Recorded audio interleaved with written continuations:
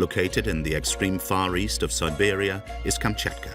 Slightly bigger than Germany and surrounded by 3 oceans, it is the largest peninsula in East Asia.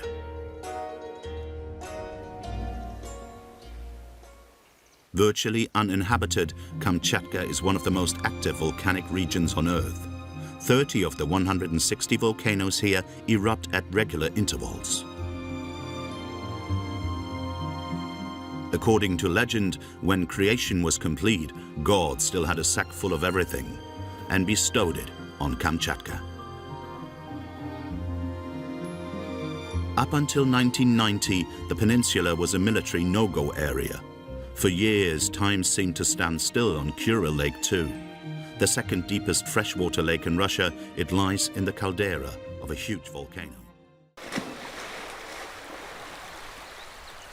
In 2007, Sergei and Anatoly got an emergency call. On one of the annual monitoring flights, biologists at the sanctuary had made a horrific discovery. Organized gangs of poachers had killed around 100 bears and left the carcasses to rot. The bears had had their paws hacked off and their gallbladders cut out. A short time later, we captured the group of poachers responsible.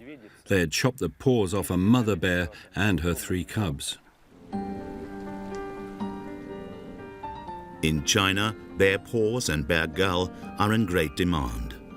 But thanks to strict patrolling, since 2007 not a single bear at Kuril Lake has been killed by a poacher. The brown giants feel safe and go about their favorite pastime, catching salmon, totally untroubled.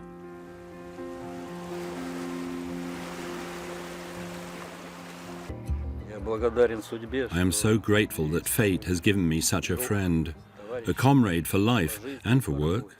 Not everyone is as lucky in life as me.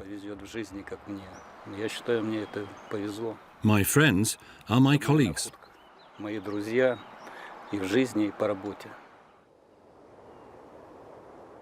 On Kamchatka, salmon are an important economic factor. All 5 species of Pacific salmon occur here. As a result, the region accounts for 80% of the Russian fishing industry's entire catch.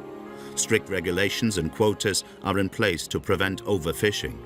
On 2 days of the week, for instance, fishing in the sea is totally forbidden. In the rivers, Itelmen fishermen, the Itelmens are the native people of Kamchatka, are allowed to cast their nets on 4 days. For the rest of the week, the salmon remain undisturbed. Many Itelmens welcome the measures. To please their fish god, some of them make offerings to him.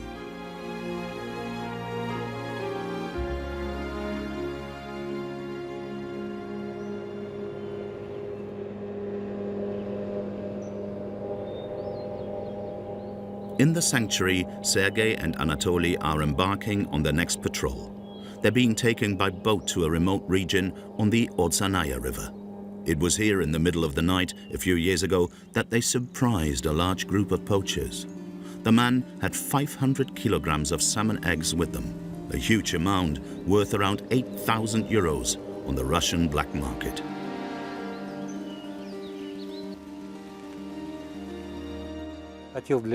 My great wish is that this place will stay so full of life, that everyone will understand how sacred it is, and that the whole world needs it.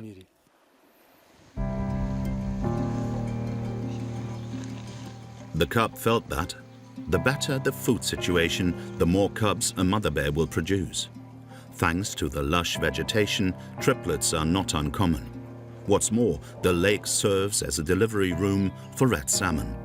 20% of the world's red salmon come from here. Poachers, of course, also know that. On their patrol, Sergei and Anatoly have seized 2 nets, a rather modest yield this time. Russia has a population of only 144 million. Green indicates the sparsely inhabited regions. A good third of all the country's inhabitants, most of them Russians, live in the European part, shown here in red. 170 other ethnic groups are spread over the entire country.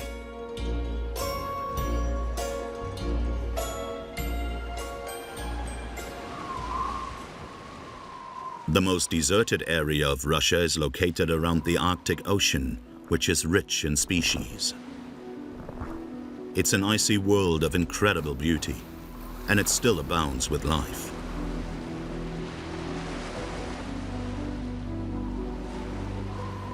Franz Josef Land is a natural treasure shrouded in mystery.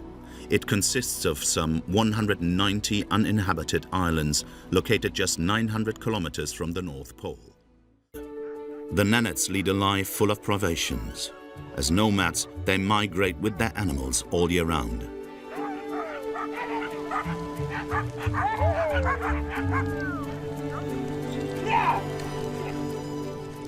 The reindeer provide the Nenets with everything they need: food, clothing, transport, and even sport. Florian Stammler has been coming here for more than 20 years, spending several weeks helping his friend Nikolai cope with the harsh reality of everyday life. For me, Siberia is peace of mind. It's meditation, and it's also life, of course, and work. But peace of mind is something very special. I always find it so restful here. When I have left the hectic pace of urban life behind me, I can really feel my soul relaxing, and that is fantastic. Providing firewood is a job for the men, no matter what the weather.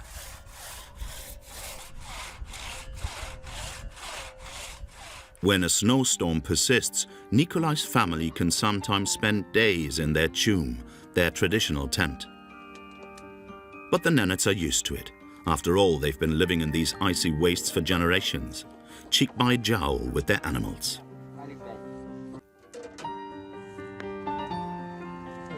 Nikolai and his family spent several years living in a real village.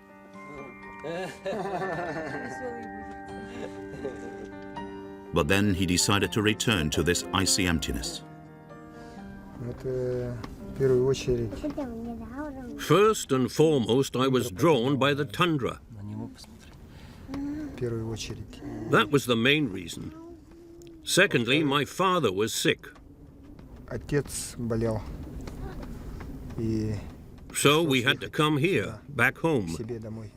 I found it too boring being in the village. I need the freedom to head out into the tundra.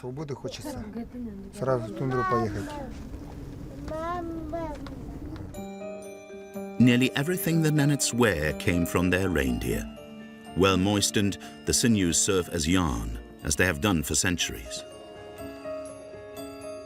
These nomadic people can adapt perfectly to so many different conditions.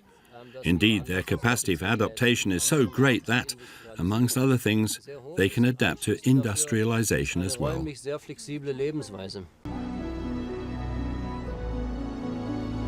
Nikolai's family has no wish to lead any other kind of life. They all love their icy homeland.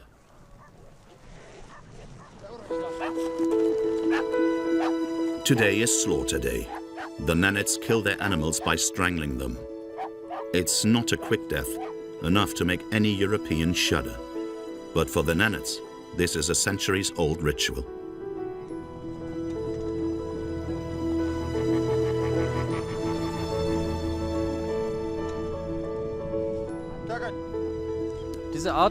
This method of slaughtering is deeply rooted in the Nenets' religious beliefs. The reason why they strangle a reindeer instead of killing it with a knife is because the animal's blood must be saved for the gods. Not a single drop must touch the ground.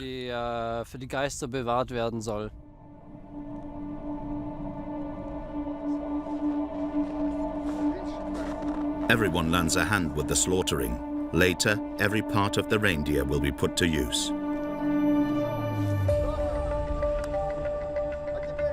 The Nenets drink the animal's blood. Some of the meat is eaten uncooked. Only in its raw state does it provide the Nenets, and any visitor of course, with essential vitamins. Life here with the Nenets, I think, shows quite clearly that the snowmobile and the reindeer team, the electricity generator and the stove, can all exist side by side. And I can't see these things disappearing over the next 10 or 20 years or even longer. Naturally, changes take place which are so far-reaching that occasionally something is lost. But that has always been the case with cultures.